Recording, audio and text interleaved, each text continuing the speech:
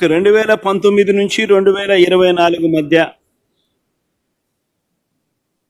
పరిస్థితి ఏమిటి అని చెప్పి ఒకసారి గమనించినట్టయితే మన రాష్ట్రంలోనే కాదు, కేంద్రంలోనే కాదు, ప్రపంచంలో కూడా తీసుకున్నా కూడా ఇదే పరిస్థితి.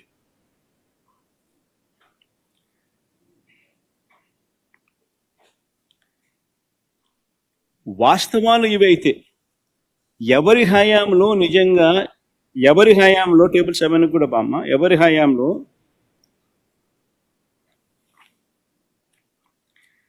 వాస్తవం ఇదైతే ఎవరి హయాంలో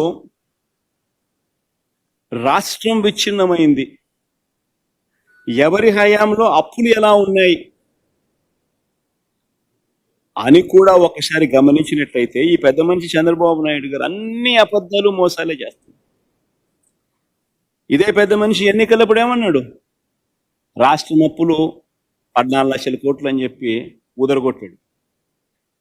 రాష్ట్రం శ్రీలంక అయిపోతా ఉంది, మన్ను పాడు పరదేశి అని చెప్పి బండలు బండలు బండలు వేశాడు. గవర్నర్ గారి ప్రసంగానికి వచ్చేసరికి తగ్గిపోయాడు. రాష్ట్రం అప్పులు 10 లక్షలే అన్నాడు. అప్పుడప్పుడు శ్వేతపత్రాలు రిలీజ్ చేస్తాడు, చేసినప్పుడు రాష్ట్రం అప్పులు 12,93,000 కోట్లు అంటాడు. చివరికి బడ్జెట్ ప్రవేశపెడితే అప్పులు రాష్ట్రానికి ఎంత ఉన్నాయో చెప్పక తప్పదు అని చెప్పి బడ్జెట్ పెట్టడం కూడా పోస్ట్పోన్ చేసినాడు. ఇక చివరికి బడ్జెట్ ప్రవేశపెట్టక తప్పదు అని చెప్పి తప్పనిసరి పరిస్థితుల్లో నవంబర్లో బడ్జెట్ ప్రవేశపెట్టక తప్పల. ఏ రాష్ట్ర ప్రభుత్వం అయినా కానీ ఎవడైనా ఎప్పుడైనా గమనించారా నవంబర్లో బడ్జెట్ ప్రవేశపెట్టడం? అంటే 3 నెలలు ఒక్క చంద్రబాబు నాయుడు గారి హయాంలోనే ఆ జిమ్మిక్కులన్నీ చూస్తాం. ఎందుకంటే బడ్జెట్ ప్రవేశపెడితే ఆ బడ్జెట్ డాక్యుమెంట్ రాయాలి, రాష్ట్రానికి ఉన్న అప్పులు ఎంత ఉన్నాయి అని చెప్పి.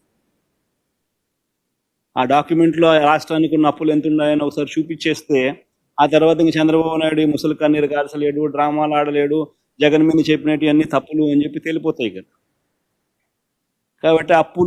కాబట్టి బడ్జెట్ డాక్యుమెంట్ ప్రవేశపెట్టడమే నవంబర్ దాకా పోస్ట్ పోన్ చేశాడు. చివరికి నవంబర్లో బడ్జెట్ డాక్యుమెంట్ ప్రవేశపెట్టేసరికి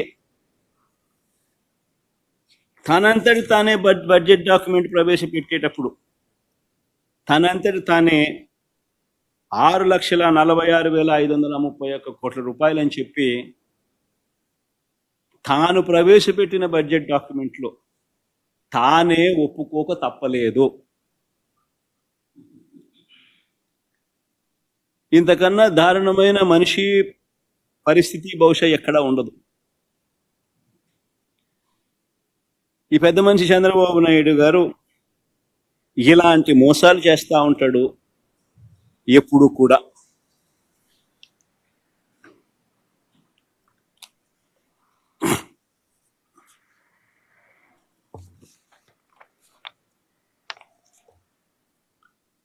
అర్థమయ్యేట్టుగా మన వరకు చూపించాం. ఎక్కడెక్కడ అంటే 6,46,000 కోట్లు అనేది చూపించాం ఆయన బడ్జెట్ డాక్యుమెంట్. చూసినారా? అది గమనిస్తే కనిపిస్తుంది. చూసినారా?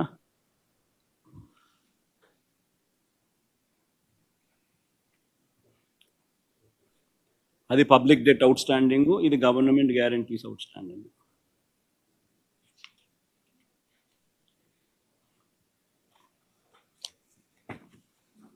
మళ్ళీ అన్ని కాపీస్ మీకు ఇస్తారులే, అందరు తీసుకొని పోండి. ఇన్ని వేయాలి మీ టీవీలలోనూ మీ పేపర్లలోనూ. మీరు ఇవన్నీ డాక్యుమెంట్ ప్రజెంటేషన్ కూడా చేయాలి. ఏ రకంగా బడ్జెట్ డాక్యుమెంట్ నువ్వు 6,46,000 కోట్లు రాష్ట్ర అప్పులు ఉన్నాయని చెప్పి చూపిస్తూ, ఏ రకంగా నువ్వు 14 లక్షల కోట్లు 12 లక్షల కోట్లు 10 లక్షల కోట్లు అని చెప్పి ప్రజల్ని మిస్లీడ్ చేయడం ఎంత మటుకు ధర్మం అని చెప్పి అర్థమయ్యేట్టుగా అందరూ క్వశ్చన్ చేయాలి. ధర్మమేనా ఇటు చేయడము అని చెప్పి. ఈ పెద్ద మనిషి చంద్రబాబు నాయుడు గారు గుర్తుపెట్టుకోవాల్సిన అంశం ఏమిటి అని అంటే, ప్రజలందరికీ కూడా తెలియాల్సిన అంశం ఏమిటి అని అంటే, ఏ ప్రభుత్వం అయినా కూడా it is governed by FRBM norms. ఏ ప్రభుత్వం అయినా కూడా FRBM ప్రకారము రాష్ట్ర GSDPలో 3%, 3.5% సెంట్రల్ గవర్నమెంట్ డిసైడ్ చేస్తుంది. ఆ డిసైడ్ చేసిన ఆ పర్సంటేజ్ ప్రకారమే ఎవరైనా కూడా బారోయింగ్ చేయగలుగుతారు. అంతకన్నా ఎక్కువ చేసే అవకాశం చాలా తక్కువగా ఉంటుంది. కానీ ఒక్క చంద్రబాబు నాయుడు గారి పాలనలో మాత్రం అప్పట్లో అక్కడ కూడా కేంద్ర ప్రభుత్వంలో ఆయన చక్రం తిప్పుతా ఉన్నాడు కాబట్టి తాను హయాంలో మాత్రం టేబుల్ 7 చూపించు. తాను హయాంలో మాత్రం ఎక్సెస్ బారోయింగ్ చంద్రబాబు నాయుడు గారి హయాంలో 31,000 కోట్ల రూపాయలు, అదే 31,082 కోట్ల రూపాయలు అదనపు బారోయింగ్, అడిషనల్ బారోయింగ్ చేశారు. అంటే ఇది క్లియర్గా ఆయన 5 సంవత్సరాలు మన 5 సంవత్సరాలకు సంబంధించిన డేటా.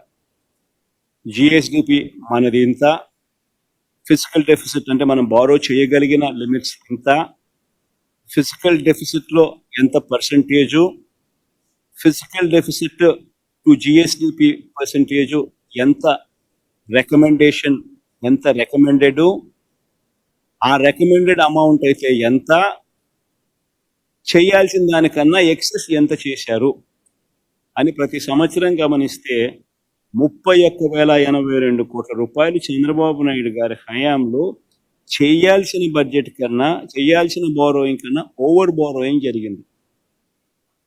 ఇన్ఫ్యాక్ట్ మన కరం ఏంటంటే ఆయన ఓవర్ బారోయింగ్ మన హయాంలో 17,000 కోట్లు మన హయాంలో కట్ చేసింది.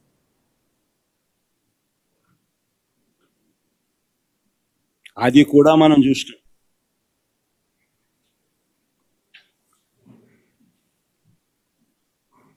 టేబుల్ 9 తీసుకుని బొమ్మ, ఇది వెరీ వెరీ ఇంట్రెస్టింగ్. ఇది బాగా చూడండి.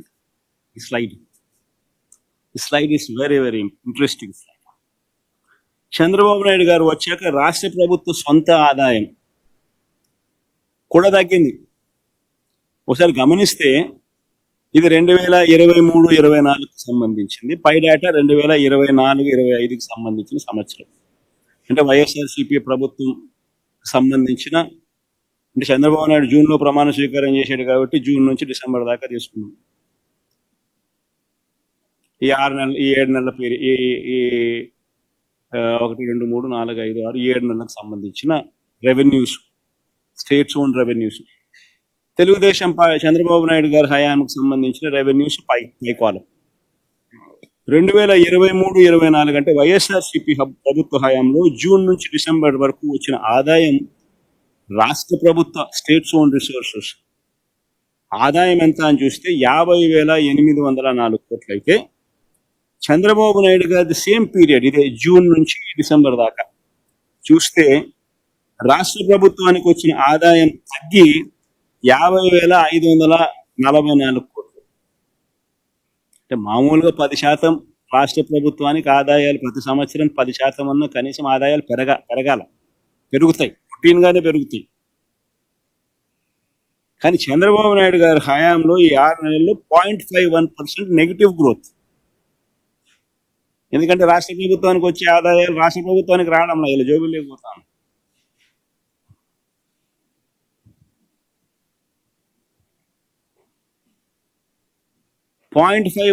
Negative growth.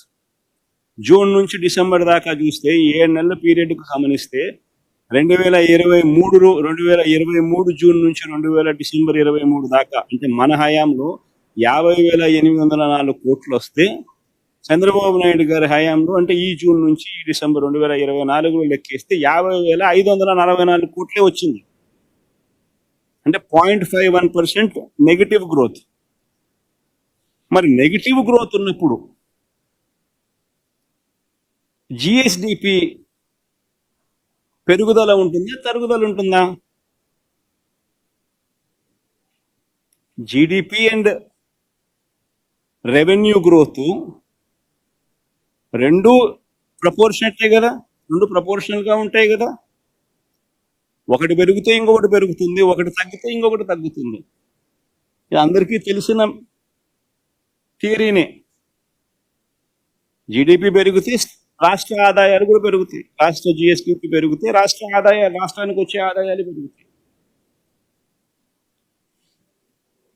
జిఎస్డిపి తగ్గితే రాష్ట్రానికి వచ్చే ఆదాయాలు కూడా తగ్గుతాయి, ఇది అందరికీ తెలిసిన తేలి. మరి 0.51% నెగిటివ్ గ్రోత్ చూపిస్తా ఉంటే రాష్ట్రానికి సంబంధించిన ఆదాయాలలో మరి రాష్ట్రానికి సంబంధించిన జిఎస్డిపి తగ్గాలి కదా, లేదు. చంద్రబాబు నాయుడు గారు 13% రాష్ట్ర జిఎస్డిపిగా పెరిగింది అంటూ రిపోర్ట్ ఇచ్చాడు.